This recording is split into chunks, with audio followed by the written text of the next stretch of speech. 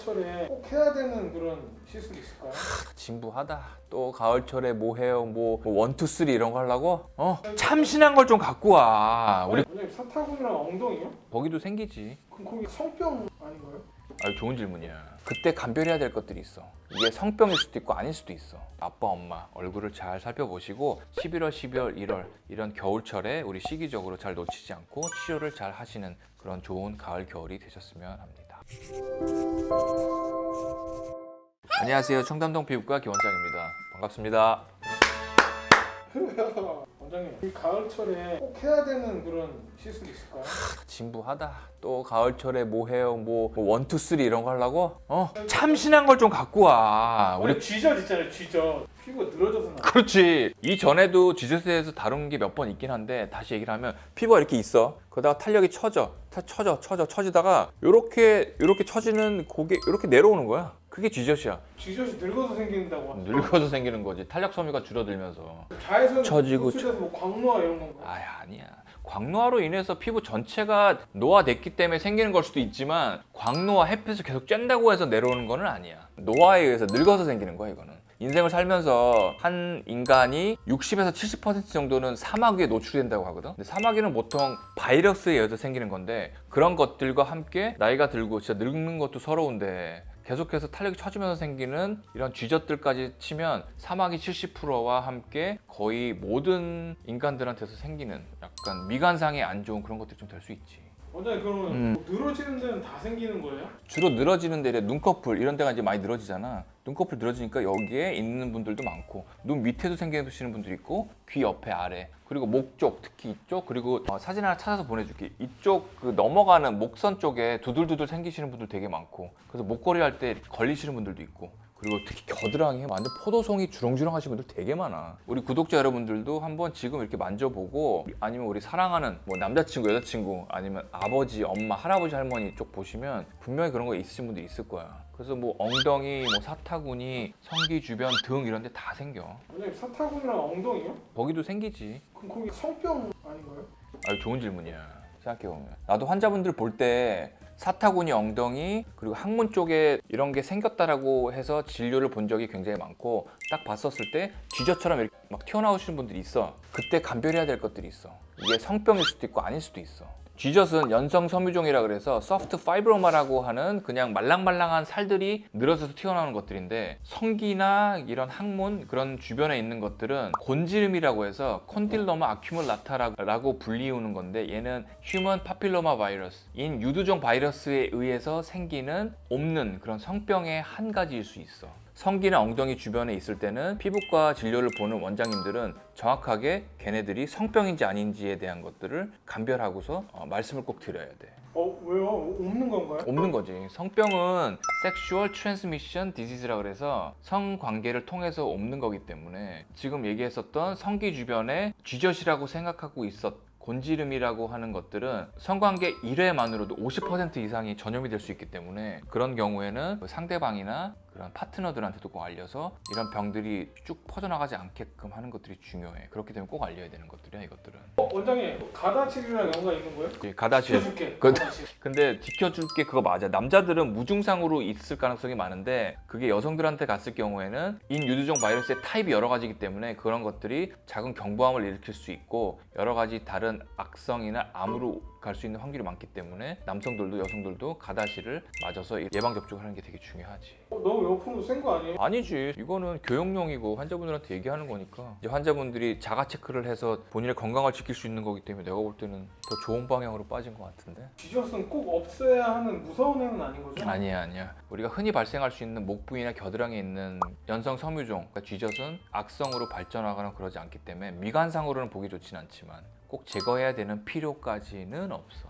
집에서 손톱깎이로 자르면 안 돼요? 옛날에는 우리 할머니 때 내가 하는 거 본 적도 있고 생각해보면 우리 할아버지 등 긁어달라 그래서 등 긁어드릴 때 정말 이만한 쥐젖들이 있던 거 나 기억나거든. 근데 그 옛날에 어떻게 떼셨을지 모르겠는데 아마 그런 민간요법으로 많이 떼셨을 것 같아. 식초도 발라보고 했는데 그럴 경우에는 덧날 수 있어요, 많이. 한 번, 여태까지 딱 한 번 손톱깎이로 자르고 오셨다고 해서 덧나서 항생제 치료하셨던 환자분이 있긴 한데 절대 안 됩니다. 그렇게 하시면 우리 구독자 여러분님들은.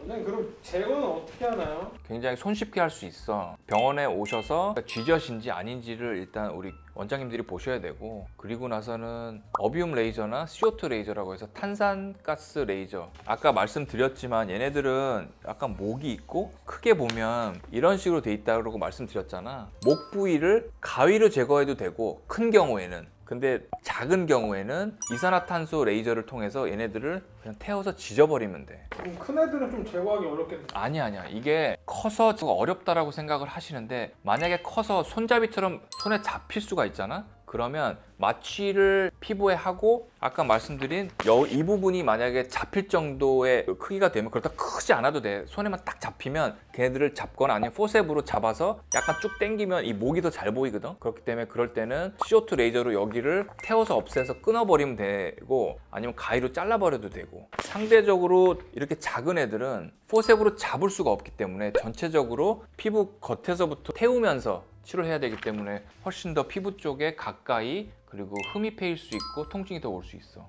원장님 피 나나요? 피 안 나. 쭉 튀어나왔을 때는, 튀어나온 쥐젖에는 신경이나 혈관 분포가 이렇게 많지 않기 때문에 통증도 많이 없고 출혈도 많지 않아. 혹시 이거 제거하는데 비싼가요? 우리가 분식집 가서 김밥 하나 먹으면 그래도 어느 정도 먹을만 하잖아. 근데 김밥을 많이 먹는다 그러면 돈을 많이 내야 되는 것처럼 한 개 뺐었을 때는 굉장히 저렴해. 어떻게 보면 캔커피 값이나 뭐 그 정도 값으로 할 수 있지만, 이게 많을 경우에는 당연히 비싸지겠지. 근데 오실 때 근데 여러 개 있는 상태에서 오시잖아요. 그렇지. 겨드랑이에는 뭐 4-5개나 그 이상, 그리고 목 쪽에 쫙 퍼져갖고 한 100개, 200개 갖고 오신 분들도 있어. 그렇기 때문에 개체당의 치료 비용은 많이 들진 않겠지만 여러 개수를 하다 보니까 이제 조금 비싸게 느껴질 수가 있지. 근데 뭐 한두 개 갖고는 상대적으로 다른 시술들에 비해서는 확실히 저렴하게 좀 할 수가 있어.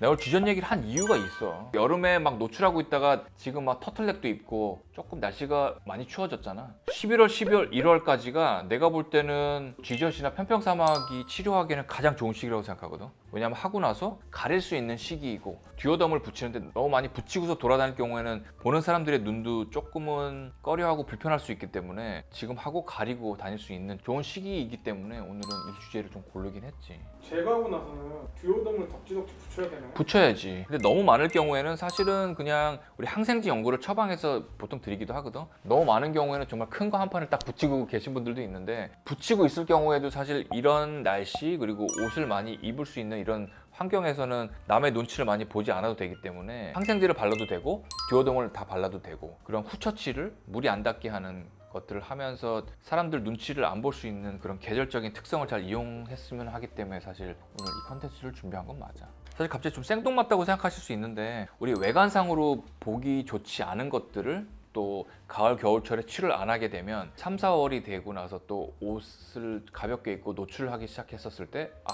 내가 왜 11월, 12월에 그 치료를 안 했을까 라고 생각하실 것 같아서 지금 적절한 시기에 가까운 병원에 가셔서 치료를 받으시고, 왜냐하면 이게 쉽다라고 생각하지만 정확하게 쥐젖만 딱 떼어내는 거는 그렇게 쉬운 일은 아니거든. 경험이 많으신 분들한테 가서 편평사막인지 쥐젖인지, 아니면 아까 말씀드렸던 곤지름이라고 하는 약간 모양은 다르기는 해도 성기 주변이나 항문 주변이나 이런 곳에 있는 것들을 감별을 받으시고 치료를 하셨으면 좋겠어서 오늘 이런 컨텐츠를 만들어 보았습니다. 사랑하는 우리 부모님들, 특히 할머니, 할아버지, 그리고 아빠, 엄마 얼굴을 잘 살펴보시고 11월, 12월, 1월 이런 겨울철에 우리 시기적으로 잘 놓치지 않고 치료를 잘 하시는 그런 좋은 가을, 겨울이 되셨으면 합니다.